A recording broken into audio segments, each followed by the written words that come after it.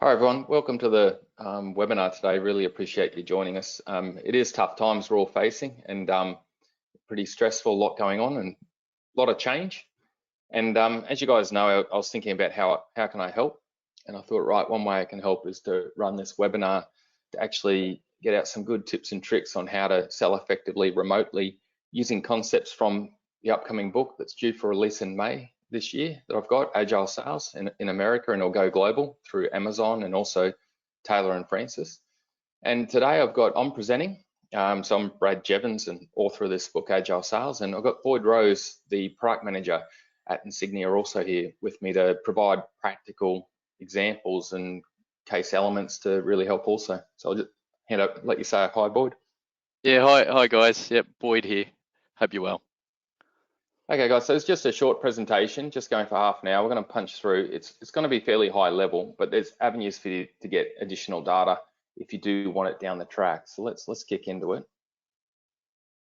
So the agenda is going to be, we're going to cover 4 key elements. We're going to cover focus, elevation, process, and teamwork. And we'll go through each one now. What I want to start with is a brief case example. So this actually comes from a team that Boyd and I were both involved with 20 years ago now, if not more.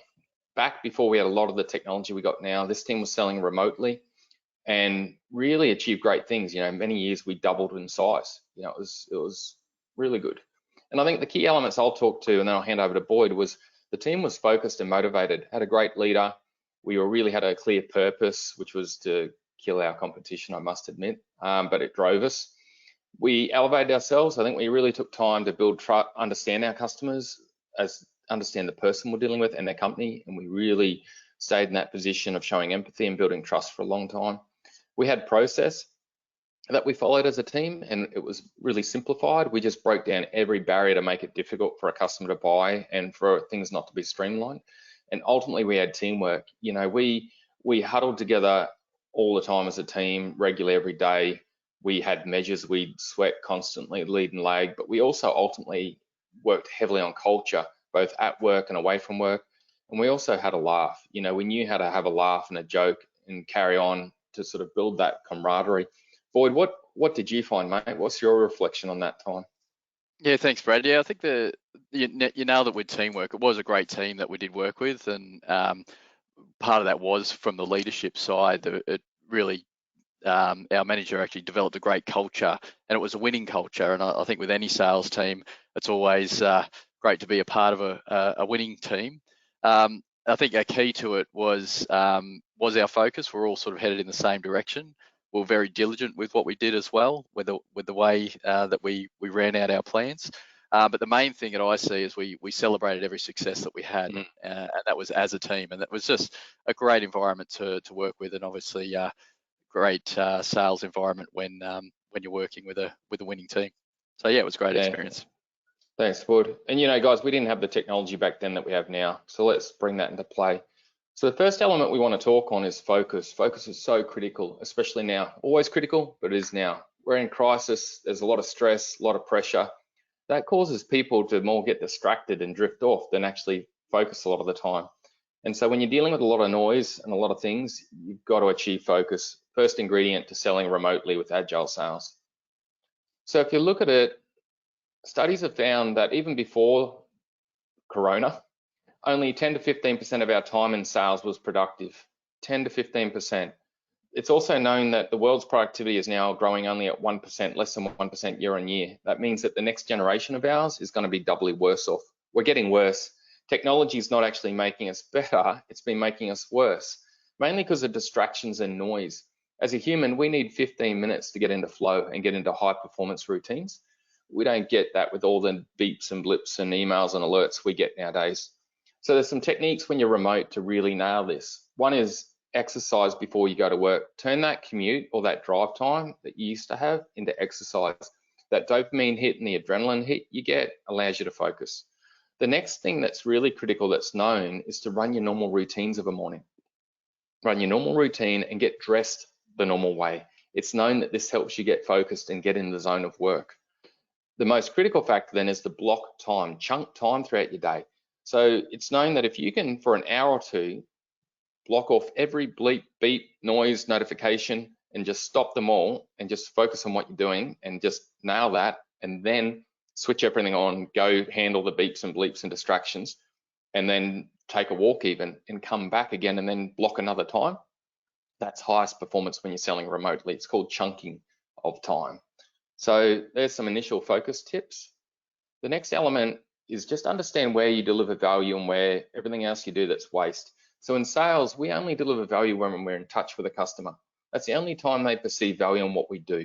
So that's when they're reading an email, when they're reading a proposal, when they're talking to us on the phone via video conference. Everything else waste. They don't care how long it takes us to write the email, how long it takes us to put together the proposal.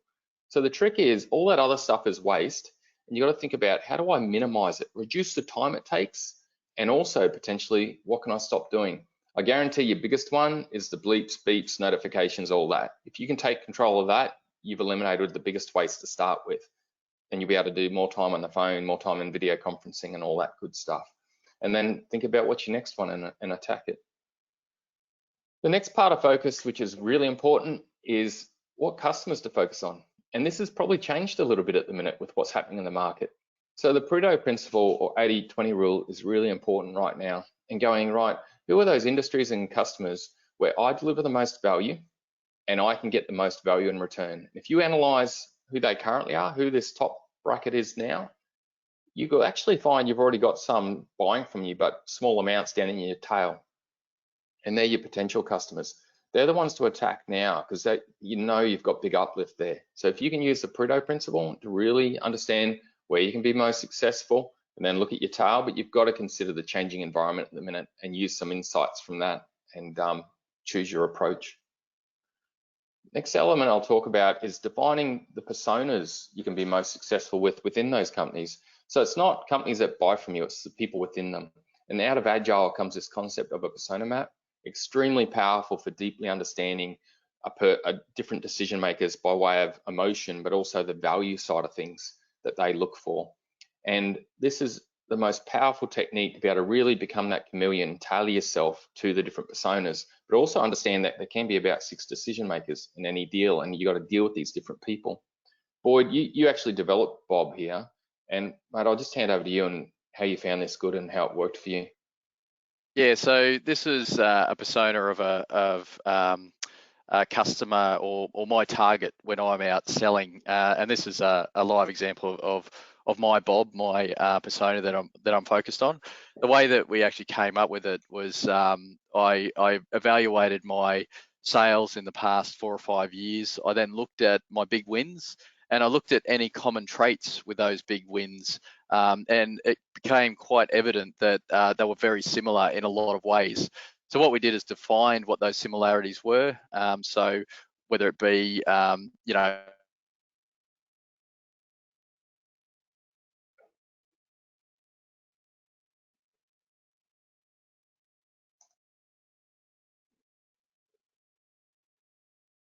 company with 500 million turnover, and yeah, it allowed me to focus on where to put my energy when it came to new sales. So it was really good, and I still use it today. And like Brad said, I've changed it slightly just with the current environment. Certainly for me at the moment, my focus is definitely around food manufacturing, because that's something that hasn't slowed down and has actually picked up in recent weeks. So yeah, it's good to focus, but also good to adapt regularly when times change. Thanks for that, Boyd. So everyone, once you have that clarity, you can then form a cohort and you can slot this into your CRM as a lead list or whatever suits. But the power you can get from this is extraordinary. And I'm going to talk a bit about that going forward. But if you can first of all define where can we be most successful, who are those decision makers, and then put them into a cohort, you can build some really good approaches using Agile Sales and also selling remotely. The next element is basically forming a plan. You know, if you don't have a plan, it's difficult to focus. And this is the Agile Sales game plan that I built to go with the book and the training that I run. And it allows the team to really get focused strategically down the left-hand side and get those real key measures, both from a team point of view, but also an individual sales rep point of view. And then down the right-hand side, it allows them to plan those market attacks by market and personas and really look at how do we elevate that and really engage with abundance to deliver great results tailored to each market. And this is a technique. I use this tool, and I've got to admit, guys, I refer to this literally every second phone call I make just to refresh myself and to take stock of, okay, how am I going? Am I on the right track? It's very powerful. Boyd, I know you've always run a lot of planning, mate. It's worked for you. Why has planning worked for you and actually forming a plan? Yeah, I guess for me, it's again, it's to keep that focus. So when I form a plan, I like to look at it, to break it down right from a high goal to basically activities during the day.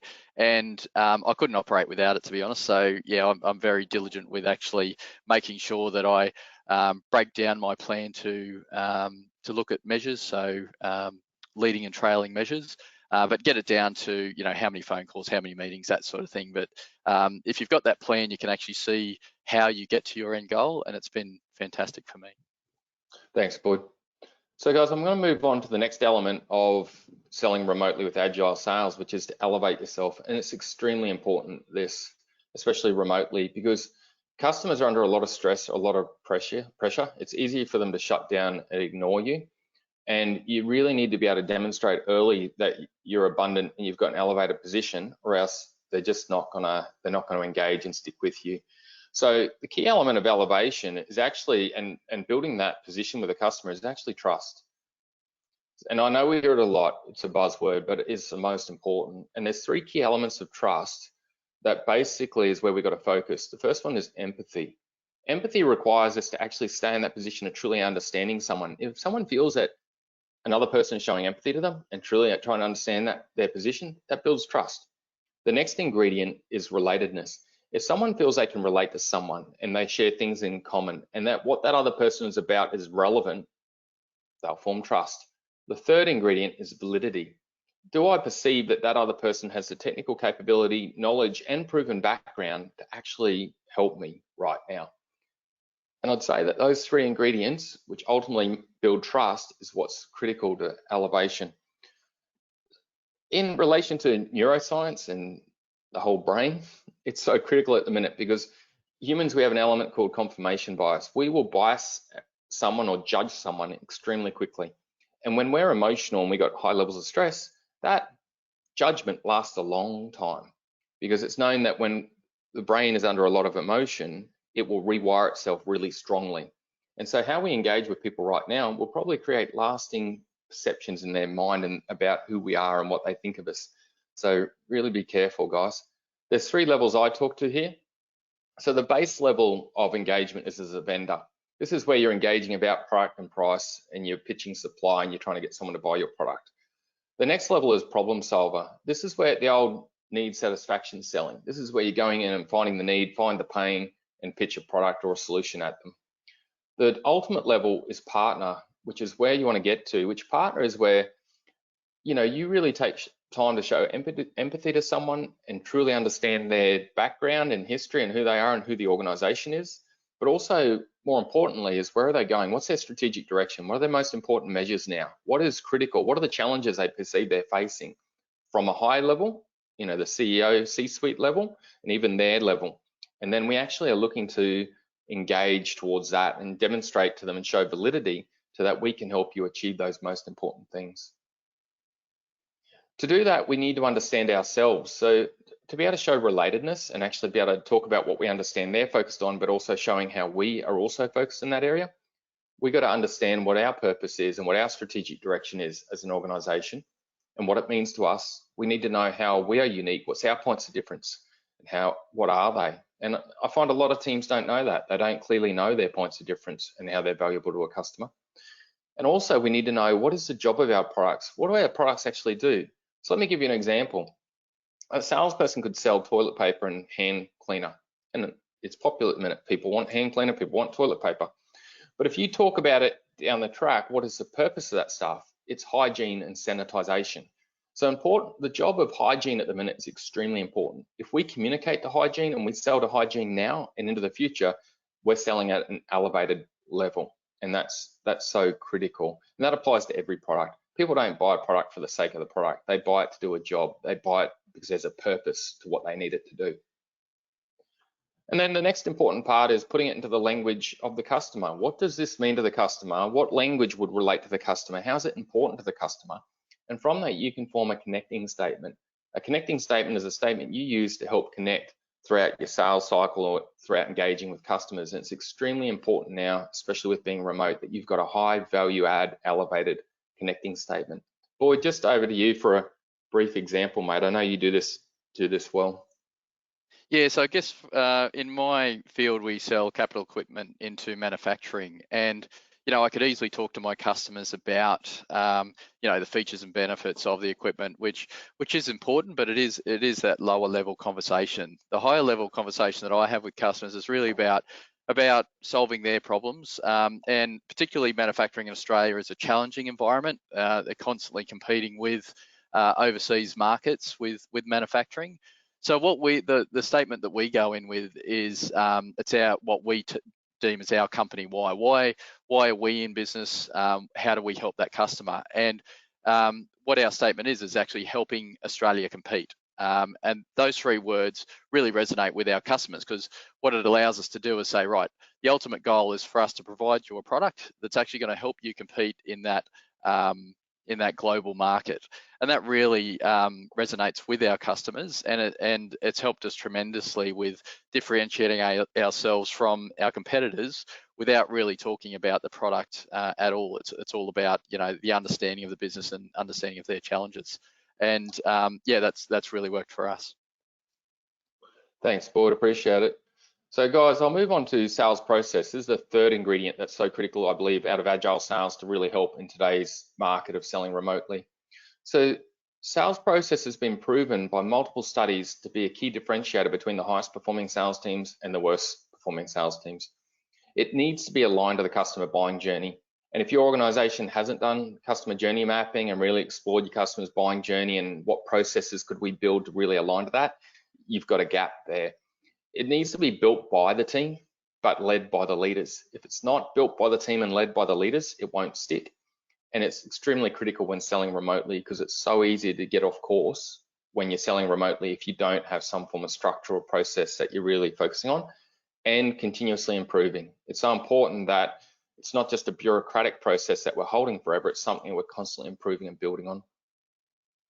The next level of that is where you've got the cross-functional team working together on the process. We've got sales, marketing, sales, subject matter experts and projects and operations, supply, all working together to streamline their processes together. Marketing to get to really help branding and keep the sales funnel full. Sales to really drive that amazing experience through the customer buying journey. Subject matter experts engaging at the right time, and operations to deliver with extreme precision and delight.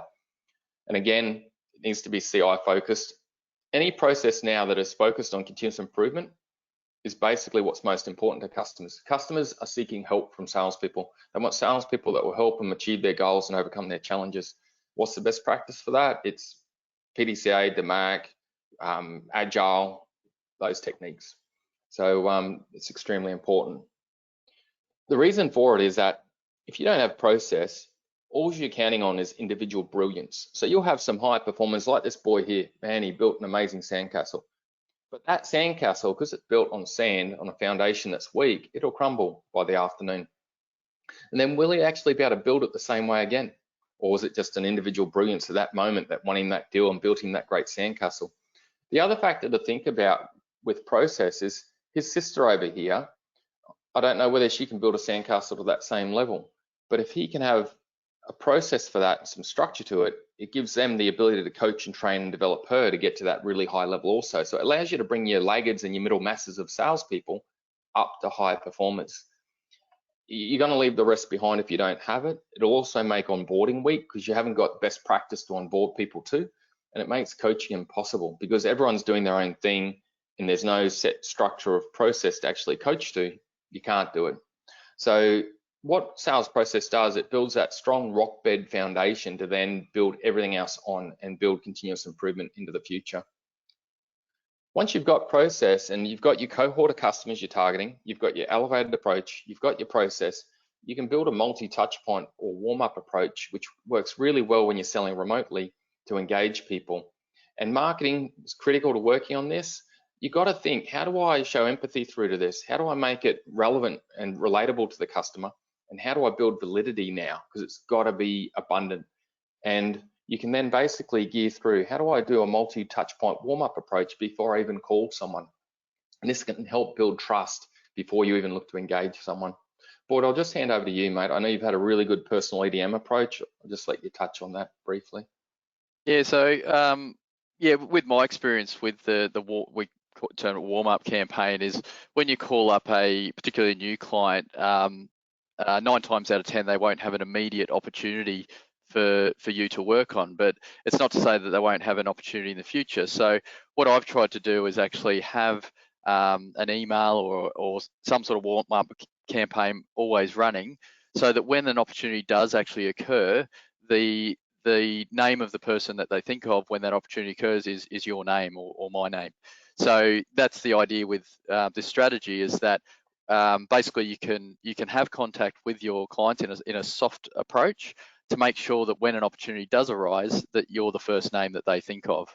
And it also helps with self-branding as well. So, I try and have a more personal approach to EDM. So, sending out updates on technology and using my name and my photo just to get that self-branding out to the customers and make it more personal than, say, a blanket marketing email that's just blasted out to a heap of customers. So it's been really effective for me, and yeah, I still use it today. Thanks, Boyd. Yeah, so Boyd's exceptional at the abundance, the empathy he shows in his emails and that personal element, so it's extremely strong. And this can really work now where we've got to work via phone and video conferencing. So the next aspect to consider that's so important to empathy and also relatedness and also sharing validity to build trust is to understand before you try to be understood. And this comes from Stephen Covey, of course, and people before him, Carnegie, and all sorts of people have spoken about it. So without understanding the customer, and you can do this even before you call them through profiling, and then you can do it also in your initial meetings, you won't be able to show empathy because you won't be showing empathy because you're not truly there for them. You won't be able to find relatedness because you won't truly understand them. And you'll have the risk of you actually sharing techniques and validity and data that's not really relevant to them. So it's important to the whole position of being abundant and truly building trust and performance. So I call it, if you don't do this, I call it showing up and spewing up. This is where a rep will just turn up and start pitching about their company and their product.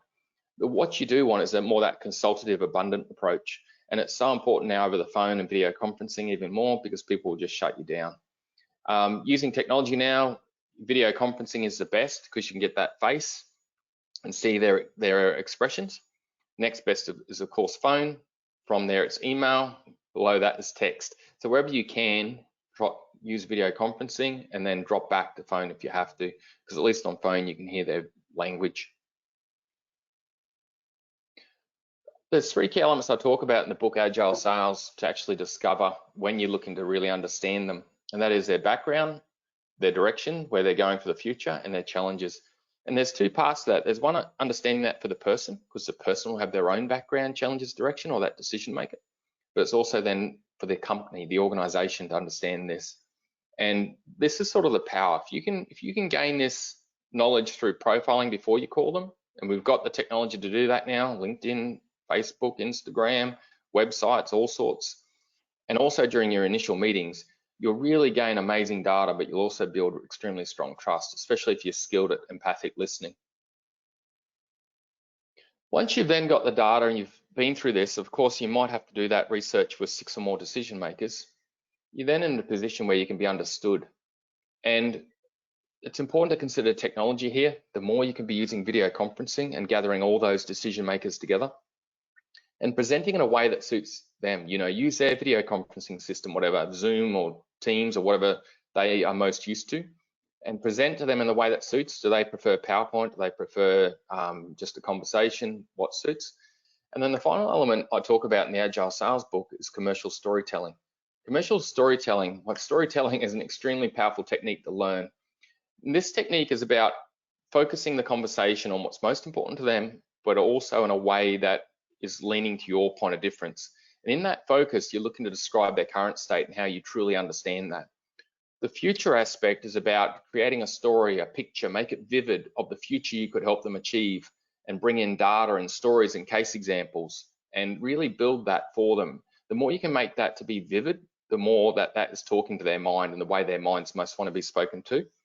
The next aspect is having facts and figures and returns. Senior decision makers love facts, figures, returns. If they can be relevant to them, powerful. If not, case examples. And then having forward motion, that clear next steps that you're going to help them with, is so critical. Just talk briefly about simplifying the purchase process. It's extremely important over the phone and remotely. You need to make there needs to be limited barriers to the customer being able to buy smoothly and easily. If you have a strong sales process aligned to the customer buying journey, you will be able to close with abundance every time, because the buying journey and your sales process will basically lead to the close. But there is the important aspect of AFPO, ask for the order. I meet so many salespeople who don't ask for the order. At that right time, you have to have that closed probe at the minute, especially over the phone and remotely, to ask for the order and get that commitment. I'm going to talk about teamwork now, and teamwork is crucial at the minute for two reasons. One is culture and support, the other is focus and performance. Technology is amazing for this, all the video conferencing systems, and there's two key aspects. The most important for teamwork is running an effective scrum, and I'll talk about that. The next is having that one-on-one, which is more teamwork between the leader and the individual. Let's go into Scrum. So we're now in a world of virtual Scrum now. So Scrum, in the book, I call a rapid visual meeting. They're regular, typically daily, bi-daily, 10, 15-minute team meetings using video conferencing now. There's a multi-level approach you can do where there's frontline Scrum, middle management Scrum, executive Scrum. You can get it's called Agile at scale, fast-moving pace throughout the whole organization. You need a scoreboard, has to be measures data-based and clear and action-oriented. And ultimately, if you run a good virtual Scrum, it'll save you time and removes noise. You want it that people are bringing things they can to that meeting rather than call people about it during the day. And also the one-on-one can help with that. Bring it to the meeting, let's deal with it, bring it to the data. Don't just call people ad hoc, because that distraction and noise impacts people. In this environment, we need to look out for each other. So it's important with your Scrum that you've got a visual look on everyone, and be gauging your teammates, guys. Look for people whose behavior is changing and reach out for them and help them. Also, have a part of your Scrum where you're checking in and seeing how people are, a cultural element that really allows you to check on people. At the minute, we need to look out for each other. And if people know that we're each looking out for each other, it'll build teamwork. You need a scoreboard, and that scoreboard needs to cover both culture and performance. It needs to be clear, visual. It also, one concept is called the traffic light system. If you can have your scoreboard where it's set up for at least red and green, and you talk to the high performance greens, the really great things that have happened, but then you mainly focus on the reds. How do we nail the problems? That speeds up your Scrum and any meeting. In a virtual Scrum, you need to be focused on two measures, lead and lag. Lag are your goals. So critical that you focus on driving more results and more volume through your lead measures. So for example, good lead measure in sales would be prospect calling, but also measuring conversion rate from prospect to research meeting or connecting meeting. If you're measuring and sweating improvement in those two lead measures, you'd predict that that's going to help drive towards your goals. And so you want to see an upward trend in performance in those two on the visual board, and you're going well. If it's not, drive action to improve it. With lead measures, there's two concepts. One is cultural KPIs and KPIs. They're two aspects that you can read more about in the book. Scrums need to be action-oriented. If you're not capturing actions, you're not driving forward. Each team member in a Scrum needs to commit to the actions they're going to do before the next Scrum to drive performance to their lead and lag measures. If you have longer-term actions, these need to go into a Kanban board. Not talking about that today. There's data on that in the book, or you can reach out to me about Kanban more. Boyd, just briefly, mate, could you just describe the President's Circle you do and how that's really helped you? Yeah, we've got a fortnightly meeting that we have with a number of sales team within our business. So we've got multiple departments selling different products into virtually the same customers. So we catch up fortnightly. It is a very rapid meeting. We don't sit down for it. We actually stand around a board like Brad mentions, and it's really effective for us because basically we come to the meeting with new opportunities that we want to share, as well as creating actions that we go away and work on over the fortnight. So it's been running. It's been made by the salespeople. So there's no actual managers that are driving the meetings, and it's been running for about 3 years with some amazing successes out of it. So it's really worth getting together with your peers and helping each other through. So it's been really good for us. Thanks, Boyd. Appreciate it. So guys, the final aspect I'll talk about out of Agile Sales that can help at the moment is as part of your scrum. Like if you have a weekly scrum at a certain time, and one of those scrums, or daily scrum and one scrum a week, it might be on a Friday or a Monday, you actually run a retrospective.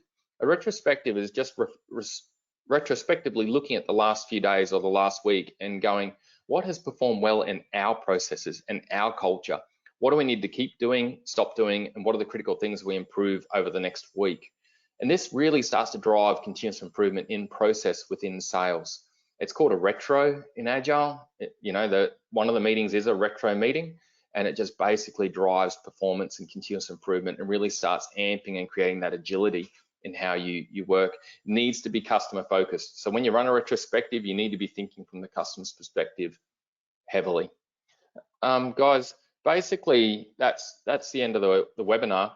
Note that there is a high level maturity index for Agile Sales, and as a next step, if you want to, reach out to me and I'd be happy to get you that free maturity review if you want to run that with your organization. And this just allows you to check in and go, right, where are we at currently across these things Brad's talking about and in relation to best practice, and what gaps do we want to bridge right now? It takes about 10 minutes, so it's not an extensive process to do, and hopefully it can help you guys a bit more. So thank you everyone, I appreciate the time, and I hope this delivered you some value. Bye for now.